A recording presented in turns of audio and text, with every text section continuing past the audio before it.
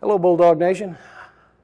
Welcome back to the Coach's Corner. I'm sitting here with Coach Chris Foster, and we're going to talk about what happened this past week with Westminster and what went right, what went wrong, who's done well, and maybe take a little bit peek in the future at what's coming up with Randolph next week. So, travel up to Westminster last week. They're ranked in the state, undefeated in area play, one loss on the year to a very, very strong lead team. So it was a daunting challenge to say the least, but I think that it's safe to say that the game plan you went up there with was one of the best you've had in a long time. The boys did exactly what they asked you to do. Yeah, our plan all along, we worked a ton of onside kicks that week. We told our kicker, just give us a chance, and we thought, our guys were determined enough to kind of make something happen with that.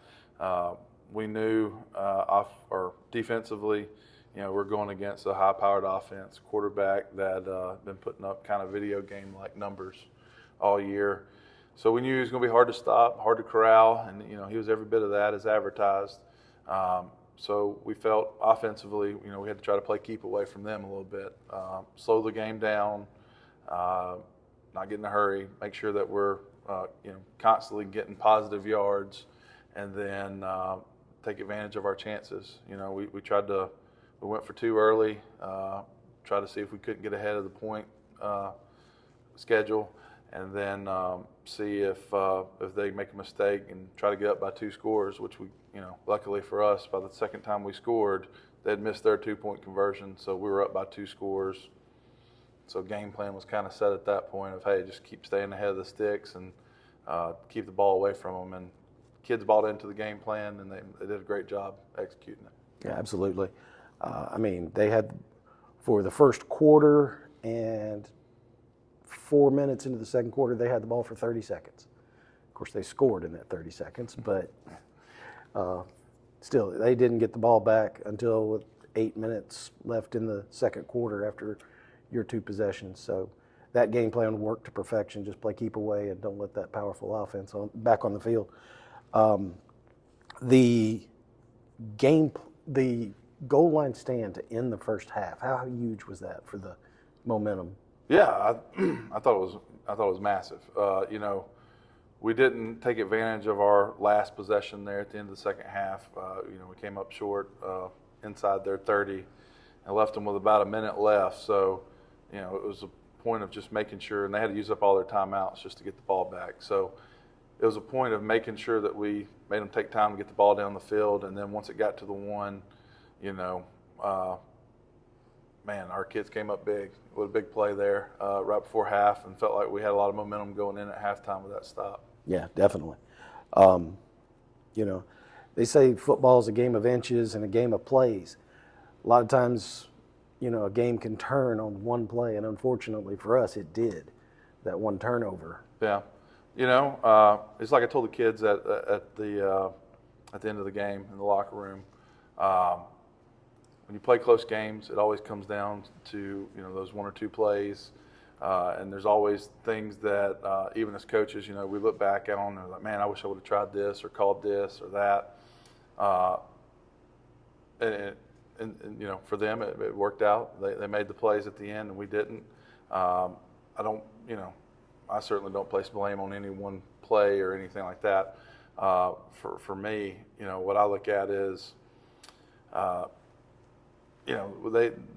their team fumbled the ball twice, and they were lucky enough to fall on it.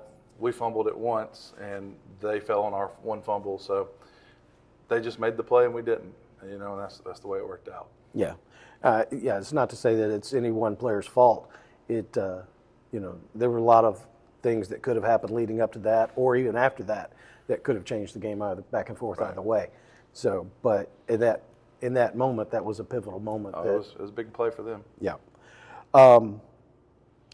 Earlier in the week, I just happened to be hanging around outside the field house, and I heard a couple of players couple of seniors come out and say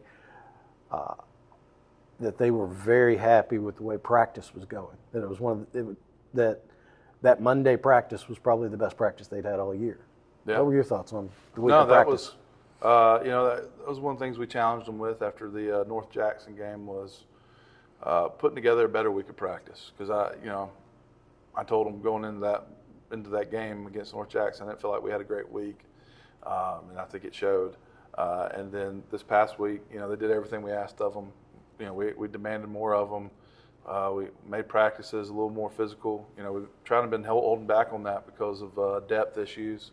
But it's that time of the year, it's do or die, and you got to put everything out there on the line and try to improve on things that need to be improved on in order to give yourself a shot to win.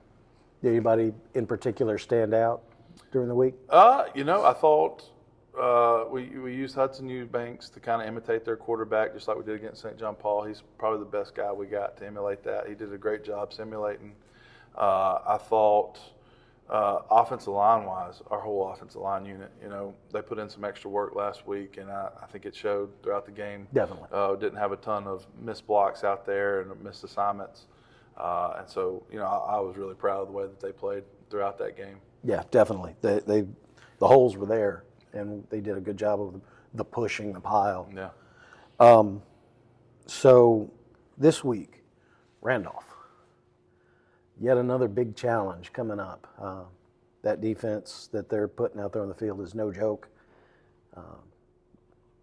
They're probably the only other team besides us that have slowed Westminster down much. So what have you seen on film? Yeah, they are they are the best defense in the region. You just look at the numbers. They're very disciplined. They have a structure, and they're very good within that structure. And then on top of that, they're playing at a high level. Offensively, they're probably the most efficient passing team we'll see. And they have a really diverse run game, probably more so than what they've had in the past. So I think they're a very well-coached team. Coach Lloyd does a great job with them. I think, as far as team-wise, it's going to be a very difficult team to beat. But a great challenge deserves a great reward if you do win. Second place in the area in the home playoff game. That's right. You try to, as a team, you talk about putting yourself in great positions, and I think we're there, right? You win, you get to host a playoff game. I don't think you could ask for much more besides a region championship than that. So second place in a region is a hard thing to do and something that they've worked for, and hopefully we can finish the job on Friday. Yeah, definitely. Unfortunately, on the far side of it, if you lose, you're probably out. Yeah, losing, you put your fate in someone else's hands. And that's something you never want. That's right. For me, the one thing I'll be preaching all week is make it simple. Just win. Win and you're in. That's what that's what we're going to talk about all week is as coaches. And then, obviously if you lose, there's a chance you could be in, but it's a pretty low chance and not something we're really going to hang our hats on. So we will definitely be preaching all week about winning the game. Definitely. Is there anything you'd like to add? Yeah, there is. Look, we like to hold our kids accountable. I like to hold myself accountable when we got bad game plans or maybe make mistakes as coaches. So it's time to hold the community accountable. And we got to show up Friday night. Our game against North Jackson was the lowest attended we've had in my 5 years here. I think these kids deserve and need our community support. We need to show out. Senior night for them. So, it's one of the last games. It's the last guaranteed game they get to play. So let's make sure that we show up and show out. In the past, our community, I think, has been very great at supporting us. And Absolutely. I think we're capable of doing that again. And so we need it to be, don't just show up, but be loud when you get there. When they're on offense, make some noise, get into the game. We need everyone's help. Need it to be a team effort. Absolutely.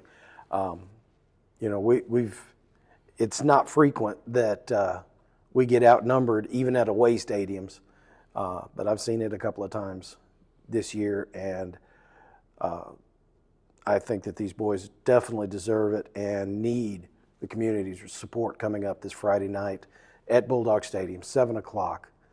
Be there.